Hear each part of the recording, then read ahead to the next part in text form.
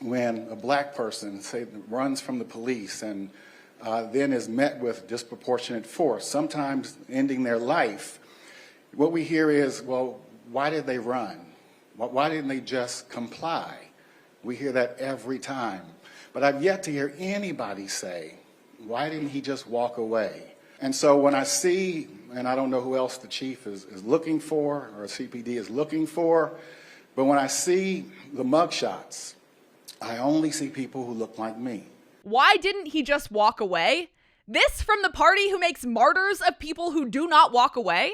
The party that blames police for punishing criminals instead of blaming criminals for committing crimes? Sometimes they have a point. Sometimes the force used against people who do not walk away is completely inappropriate compared to the violence or incident that started the situation. I'll remind you here of the case of Carmelo Anthony, the black teenager who was turned into a hero after he stabbed and killed Austin Metcalf, a white teen, at a track meet. Austin asked Carmelo to stop sitting in his team's section of the bleachers, and Carmelo refused and killed him. He could have instead walked away. No? Democrats and race activists had no problem lining up to support Carmelo despite the absolute fact that no matter what Austin might have said to him, murder was not a proportionate level of defense or response to take. And that's what happened here to this insane pastor. The people who committed this crime in Cincinnati happened to look like you. But I have no problem as a white person saying that if the men who brutally assaulted two people, including a woman, were white, they should be locked up, put away, tracked down, and served justice. One man's inability to walk away does not justify another man's action of punching a woman in the face